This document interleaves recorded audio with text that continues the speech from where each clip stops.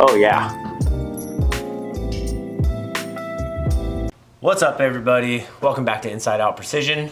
Today's video is covering a subject that pretty much every archer has dealt with at one time or another in their shooting career, and that is target panic. Honestly, it's something that manifests itself in a lot of different ways. It happens to new shooters, it happens to seasoned pros who all of a sudden will develop it. And it's a really weird, hard thing to get over because it's almost uncontrollable. It's almost like something in your subconscious, and it actually is something in your subconscious, is taking you over. It's like there's a little voice in your head that as soon as that pin gets, on the dot, it just makes you punch the trigger, or you freeze low, or you start breaking down in your shot. So there's a lot of different ways that it will show its ugly face, but by far and away the most common that I see is kind of a combination of a bow arm that never actually settles down. So usually people start up high and they slowly come down, slowly come down, slowly come down, and then right as their pin gets on the dot, they just hammer the trigger or roll through the back tension release. They command the shot. And so, between punching the trigger and a bow arm that never settles, it's really, really hard to be accurate. Luckily, there is an exercise that I have personally used and that I use all the time with new shooters who I want to develop the right habits right out of the gate, and then people who have developed target panic and they need something to get over it. They've been shooting at 20 yards, working on just pulling the trigger, and it just seems to get worse and worse and worse. So here is my take on how to get over target panic.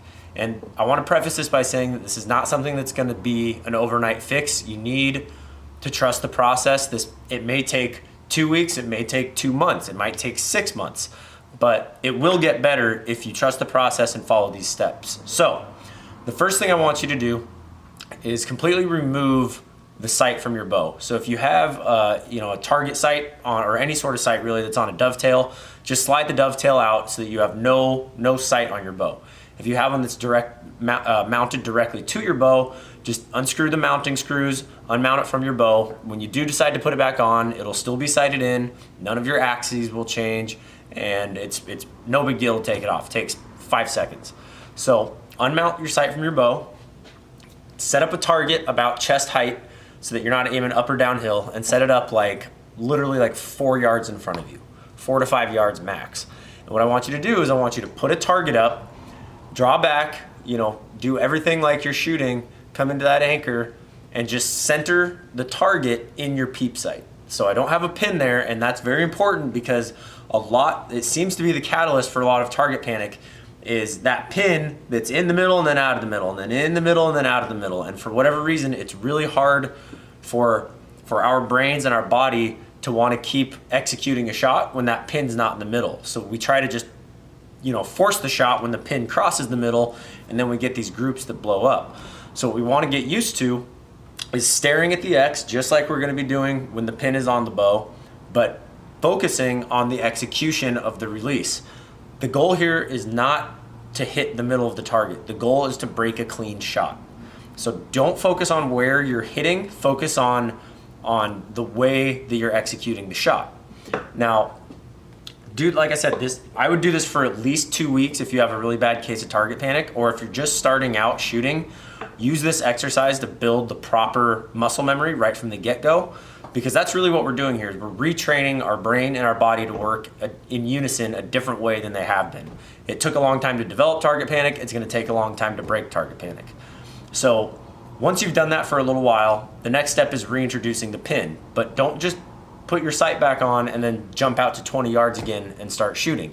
It's going to come right back if you do that. So what I want you to do now is, after you've shot for a couple weeks or a month or whatever it is with no pin, the shots are feeling good. They may surprise you when they go off at first because you're so used to commanding it, you don't know what a surprise shot feels like, but it will get better. Pretty soon you'll start feeling like, okay, I know the shot's going to go off, but I'm not going to force it. I'm just going to maintain, stay the course basically. So once you start feeling that way, reintroduce the pin to your bow, but keep the target at 5 yards. And what you're going to start doing is, now we're going to start building that mental image in your brain of the pin being in the center of the target while I'm executing a good shot. And at 4 or 5 yards, even if my pin is bouncing around a lot, it's never gonna leave what I'm aiming at. So it's much more calming to my brain.